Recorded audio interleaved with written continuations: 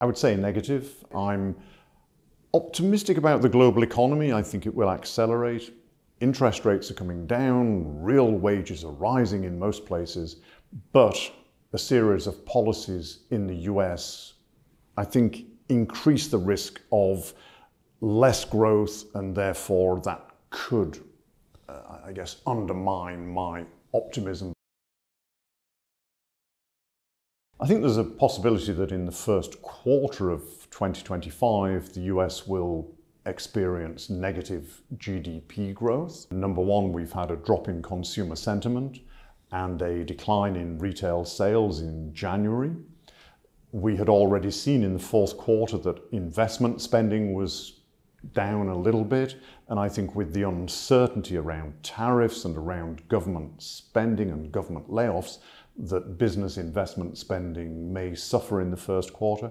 And we've got a drag coming from the fact that a lot of imports were brought in early to avoid tariffs, so that gives you a negative GDP impact. And I think the US economy will grow less this year than last year, whereas I think the global economy overall will grow more this year than last year. We're seeing at the moment that the Fed is hesitating to cut interest rates because of these policies.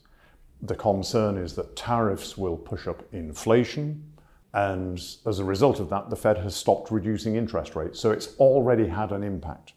Later, so if we get into the second half of this year, you might get the reverse, that if the US economy does weaken a lot and unemployment starts to rise, that should dampen inflation, and the Fed then may cut interest rates more rapidly because of the slow growth. So I think that, yes, the current administration, the Trump administration, is having an effect on the Fed, for the moment keeping rates higher. Further out, it could cause them to cut rates more rapidly. At the moment, the US deficit is around 7% of GDP, which is enormous for a country that is not in recession. So something needs to be done. I don't think they're necessarily going about it the right way, the sort of very erratic laying off of government employees. I think there's a limited amount of efficiency that you can gain.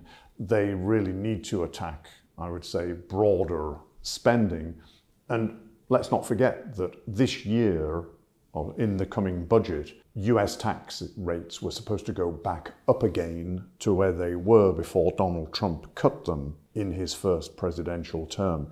He will not implement that increase, so the deficit is still going to be, I think, relatively high. They're not doing anything on the revenue side, and I don't think they can cut government spending to the extent that they bring the deficit down that much. So I think the budget deficit is still a problem in the US.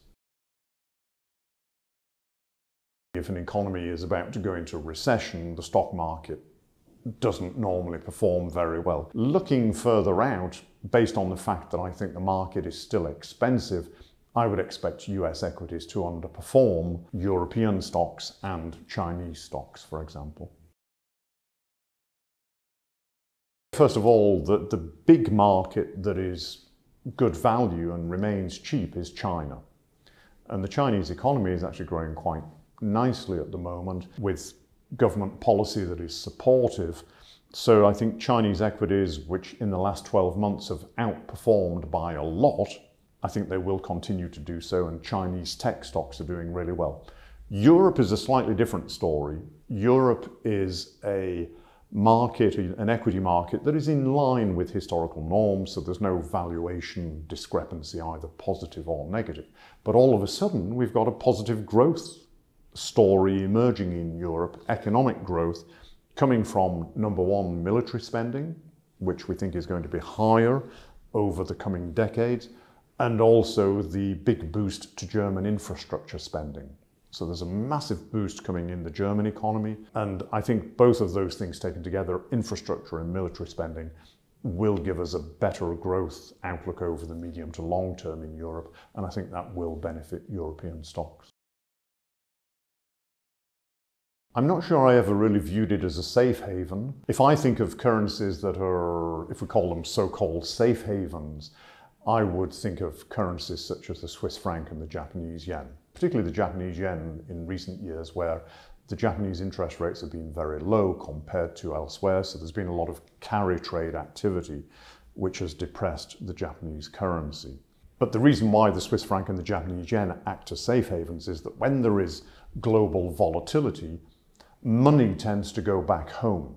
The Swiss and the Japanese have invested a lot in the rest of the world. They've got big overseas assets, whereas the US is a big debtor to the rest of the world. So when money is going back home, it's not going to the US, it's going to places like Switzerland, Germany, Japan. So those currencies, I think, do act as safe havens. The US dollar, to come back to your question, the US dollar could be put at risk if Donald Trump undermines the independence of the Fed and undermines the market's faith in the Fed, because I think the dollar is at the moment relatively expensive compared to historical norms. One of the reasons why the dollar has remained like that and that we've not had the massive external liabilities having an impact on the dollar is, number one, it's the world's reserve currency. Number two, the faith in the Fed. If you undermine the market faith in the Fed, you're playing with fire as far as the dollar is concerned.